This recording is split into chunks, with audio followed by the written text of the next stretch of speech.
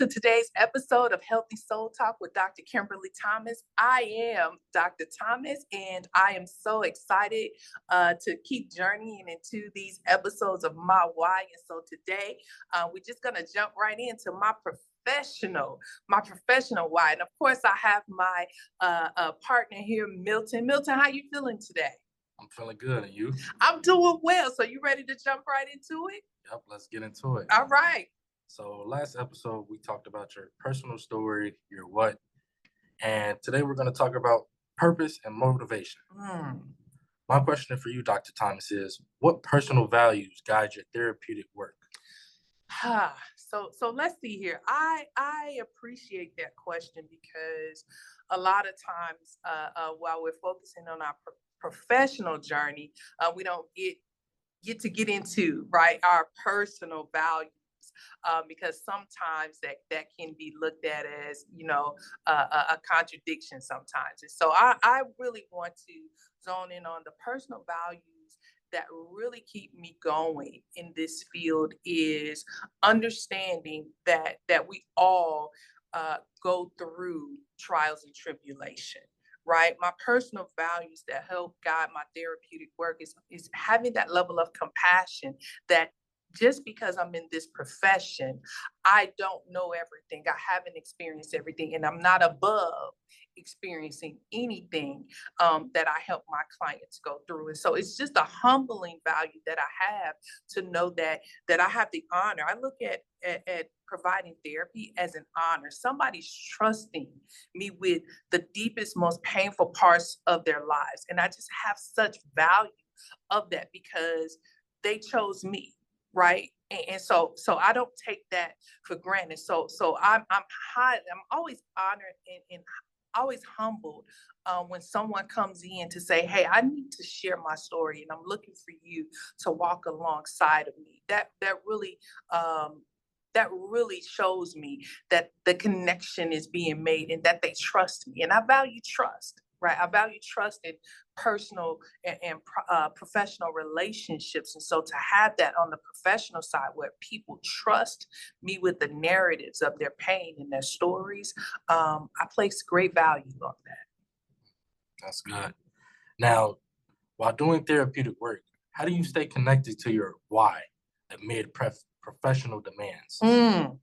So I'm always trying to make sure I surround myself with people who continuously pour into me, but I also see pouring into others, right? I try to make sure that I have a balance, right? That I'm not out of touch, right? With connecting in community. And so for me, to help me stay connected to my why essentially means that I have to make time for community.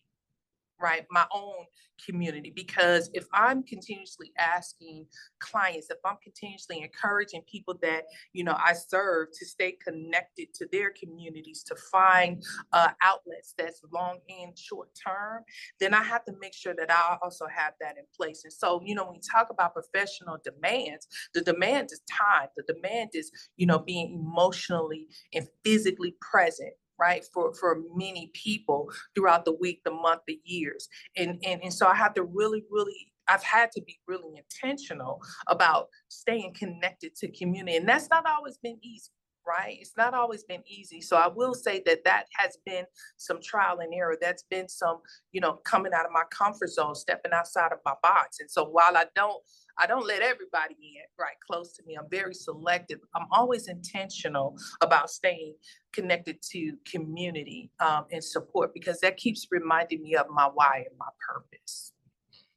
Now that brings me to my next question, Dr. Thomas.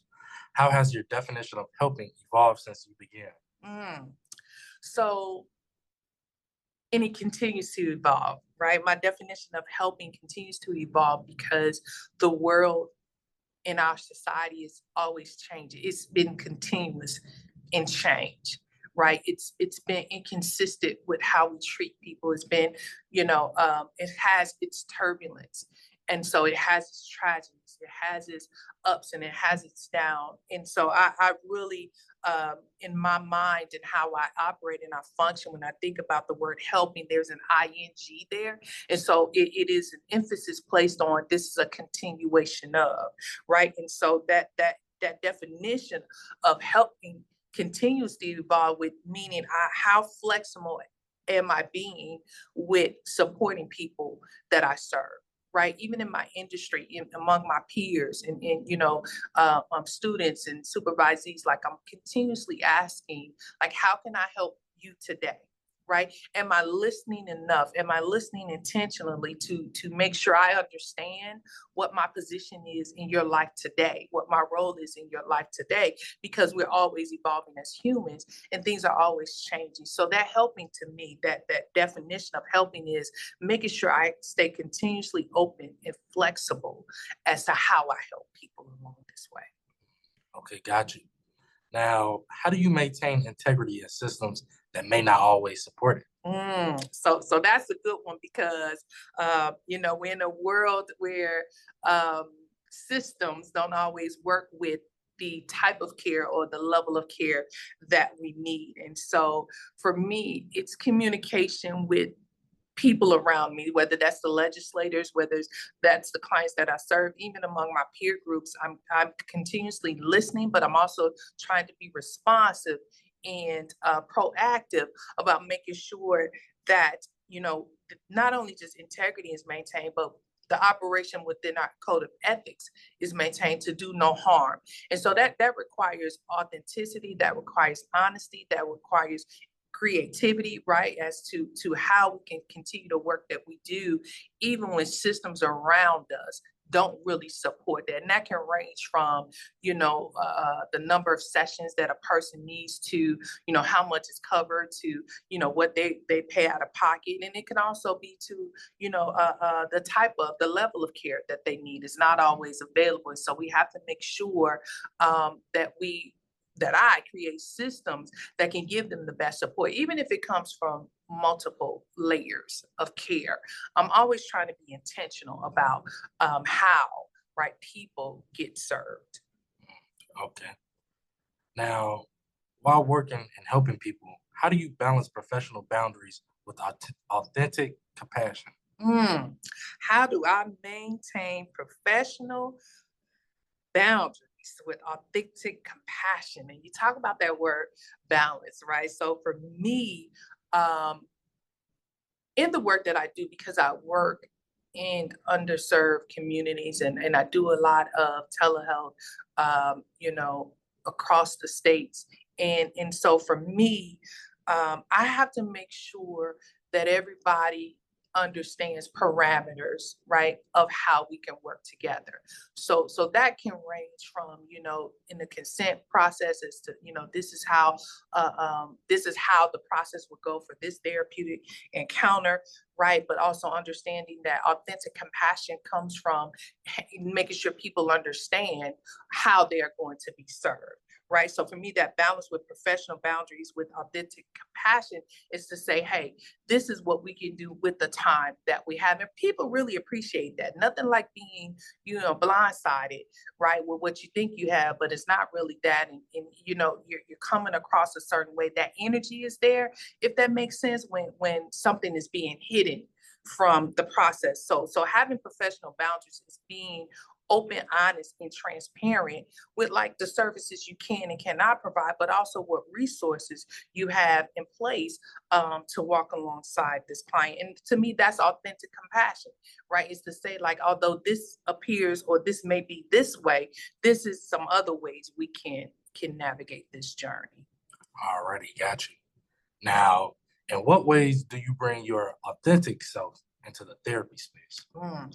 The ways that I bring myself, my authentic self, into the therapeutic space is to be me, right, myself. So how I speak over the phone is who I am in person, right? And so from that first call, right, I'm the one who I'm going to give you all the knowledge that I have. So, when people call and they say, hey, do you offer this? So I was wondering, how this type of program works. I give it all to them. And a lot of times they say, I really appreciate you taking the time to talk to me. And every time I hear that, I don't look at that as, hey, there's these accolades. For me, it's like, all right, I'm doing my job, right? I'm taking time out to show up from the first phone call, because I'm not always the one, right? I understand that when people are reaching out for help, they are searching for best fits. They're searching for what works with them economically. They're searching for, okay, are you in my network? And this is what I have. So I know that there is a process on the beginning. And so from the very beginning of that phone call, right, you get me, and you get that throughout the duration of the journey of the therapeutic setting. So I embrace that, to say, like, that is me. You get me. You get the funny me, you get the humor me, you get the serious me, you get the, okay, what are we doing me, right? That's just my personality. And I am an advocate for being your authentic self, right, in this particular space, because we are a part of your life, right? We're not puppets. We're not digitally programmed. We're not robotic, right? Therapists are real people. So we have to be genuine, and we have to give our true selves in these particular settings. Okay, I'd love to hear that, Dr. Thomas. All right. So thank you all for tuning in for this segment. Tune into the next section that goes into growth and transformation and sustainability and boundaries.